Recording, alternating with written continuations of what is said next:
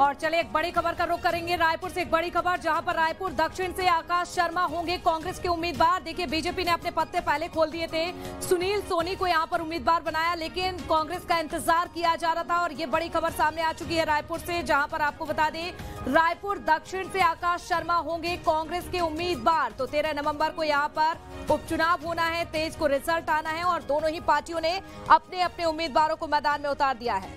मिलाकर के अब तस्वीर हो चुकी है कि आमने सामने किसका किसका मुकाबला होने वाला है। सुनील सोनी बीजेपी की तरफ से प्रत्याशी बृजमोहन अग्रवाल के बेहद करीबी और उनकी जीत काफी ज्यादा तय मानी जा रही है। आश्वस्त बीजेपी नजर आ रही है, लेकिन कांग्रेस ने पूरा हिसाब किताब लगाया और इसके बाद गहन मंथन चिंतन के बाद आकाश शर्मा को प्रत्याशी रायपुर दक्षिण से बनाया है। देखना होगा कि बीजेपी के एक तरीके से अभेद किला रायपुर दक्षिण की जो विधानसभा सीट है उसमें सेंध लगाई जा पाएगी या नहीं। कांग्रेस इस उपचुनाव में क्या वो करिश्मा कर पाएगी जो बीते 40 साल से नहीं हो पाया।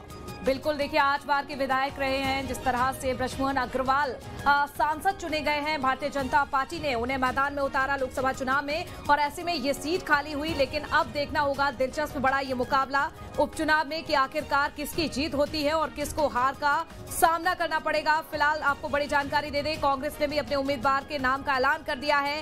काफी मंथन हुआ, काफी चर्चा हुई और लगातार बैठकों का दौर भी रहा, चाहे राजधानी रायपुर से बात करें दिल्ली तक। तो राजधानी रायपुर से लेकर दिल्ली तक मंथन किया गया और नाम सामने आया है युवा नेता आकाश शर्मा, जिन्होंने आपको बता दें जिसे कांग्रेस ने मैदान में उतारा है, उम्मीदवार घोषित कर दिया है। कुल मिलाकर के कांग्रेस की यह कोशिश है कि इस बार जब सीधे तौर पर बृजमोहन अग्रवाल मैदान में नहीं है तो उस कमी को, उस वैक्यूम को फिल किया जाए, उसका फायदा उठाया जाए और उसका फायदा उठा करके जो अभेद किला अभी तक रायपुर दक्षिण की सीट बीजेपी के लिए रही है उस अभेद किले में सेंध लगाई जाए। लेकिन देखना होगा कि क्या ये बड़ा उलटफेर हो पाएगा उपचुनाव में या नहीं, क्योंकि जो राजनीतिक समीकरण है और जो गुणा भाग को अगर देखा जाए, समझा जाए तो स्थिति यही नजर आती है कि बीजेपी का पलड़ा भारी है। वहीं सुनील सोनी को भी पहले अपना उम्मीदवार बना दिया बीजेपी ने, तो वो कई दिन पहले से ही चुनाव प्रचार कर रहे हैं। बृजमोहन अग्रवाल खुल करके उनका समर्थन कर रहे हैं। अब देखना होगा कि आकाश शर्मा उन्हें कितनी कड़ी टक्कर दे पाते हैं और क्या यहां से वो जीत दर्ज कर पाते हैं। बिल्कुल, और ये बिल्कुल सही बात है कि देखिए भारतीय जनता पार्टी के पास समय भी ज्यादा प्रचार प्रसार के लिए, जिस तरह से नाम का ऐलान भी पहले हुआ उसके ठीक बाद हम देखते हैं कि भारतीय जनता पार्टी अपने स्टार प्रचारकों की सूची भी सामने ला देती है। 40 स्टार प्रचारकों को मैदान में उतार दिया है प्रचार प्रसार के लिए और ऐसे में हालांकि कांग्रेस का इंतजार किया जा रहा था, लेकिन कांग्रेस ने भी अपने पत्ते खोल दिए हैं, नाम का ऐलान कर दिया है। तो बड़ा ही दिलचस्प ये मुकाबला, 13 नवंबर को वोटिंग होगी, मतदान होगा और मतगणना की बात करें, रिजल्ट की बात करें तो 23 नवंबर को रिजल्ट आएंगे। तो एक सीट पर विधानसभा का ये उपचुनाव है और दोनों ही पार्टियों ने अपने अपने उम्मीदवारों को मैदान में उतार दिया है। कुल मिलाकर के मध्य प्रदेश और छत्तीसगढ़ की 3 सीटें हैं जहां पर यह उपचुनाव का रण इस वक्त अपने शबाब पर दिखाई दे रहा है। प्रत्याशियों का ऐलान हो रहा है और छत्तीसगढ़ की जो एकमात्र रायपुर दक्षिण सीट पर उपचुनाव होने थे उस उपचुनाव में भी अब बीजेपी और कांग्रेस दोनों ही तरफ से तस्वीर साफ हो गई है और कांग्रेस ने अपने युवा नेता को मैदान में उतारा है और आकाश शर्मा जब अब मैदान में होंगे तो देखना होगा कि उनको कितना फायदा मिलता है बृजमोहन अग्रवाल के सीधे तौर पर मैदान में ना होने का। कांग्रेस यहां पर पूरा जोर घटाना कर रही है, पूरी तरीके से हिसाब किताब लगाने के बाद उन्हें मैदान में उतारा गया है और जब आकाश शर्मा मैदान में है तो उनके लिए पूरा जोर लगाती हुई भी प्रदेश कांग्रेस कमेटी नजर आएगी और दीपक बैज से लेकर के प्रदेश के जितने प्रभारी हैं और जो भी तमाम नेता हैं वो सब आकाश शर्मा के लिए पूरा जोर लगाने की कोशिश कर रहे हैं। देखना होगा कि क्या वो इसमें कामयाब होते हैं या नहीं। बिल्कुल, राजनीतिक हलचल लगातार देखिए छत्तीसगढ़ में इस समय तेज है और जिस तरह से पहले देखा विधानसभा चुनाव में भी कांग्रेस को बुरी तरह से हार का सामना करना पड़ा और लोकसभा चुनाव हुआ तो भी कांग्रेस ने जोर पूरा लगाया, लेकिन जो उम्मीद थी कांग्रेस को कहीं ना कहीं उम्मीद पर खरा नहीं उतर पाई, वो सीटें नहीं मिल पाई। लेकिन अब ये उपचुनाव एक सीट पर है, हालांकि ये देखना होगा कि एक सीट पर कांग्रेस की कितनी तैयारियां हैं और कांग्रेस को क्या जीत मिलती है या फिर नहीं। रायपुर दक्षिण से आकाश शर्मा, आपको बता दें कांग्रेस के उम्मीदवार, तो बीजेपी से आपको बता दें यहां पर सुनील सोनी मैदान में है। दोनों के बीच में ये टफ फाइट मानी जा रही है क्योंकि बृजमोहन अग्रवाल इस बार मैदान में नहीं है, सांसद चुने गए हैं। ऐसे में ये मुकाबला काफी दिलचस्प है। एक तरफ युवा नेता और दूसरी तरफ बृजमोहन अग्रवाल के करीबी माने जाते हैं सुनील सोनी, जो कि इस बार मैदान में है। दोनों के बीच में ये मुकाबला 13 नवंबर को होगा। और देखिए दोनों ही पार्टियों की तरफ से कई नामों का जो जिक्र है वो चर्चा में था।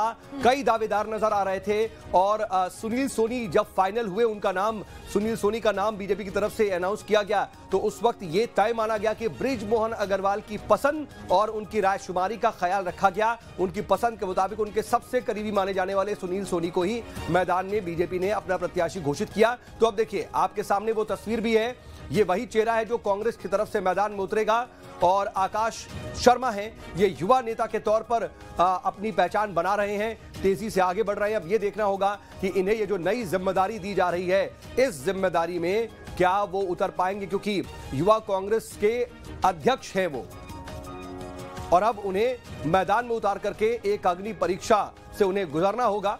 अब इस अग्नि परीक्षा को वो कितने शिद्दत से पार कर पाते हैं, कितनी कामयाबी यहां पर दर्ज कर पाते हैं, ये जरूर देखना होगा। युवा प्रदेश कांग्रेस के अध्यक्ष है आकाश शर्मा।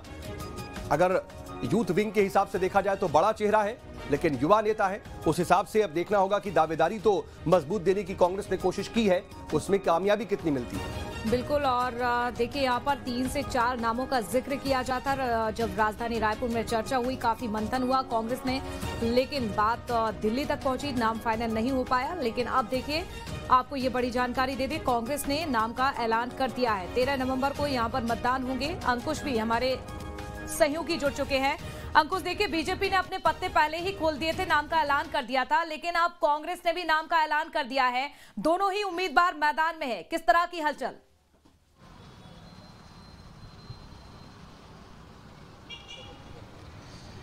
देखिए बिल्कुल, अब कांग्रेस पार्टी की तरफ से जो है तस्वीर साफ हो गई है और आकाश शर्मा अब रायपुर की दक्षिण विधानसभा सीट से उपचुनाव के कांग्रेस पार्टी के कैंडिडेट बना दिए गए हैं।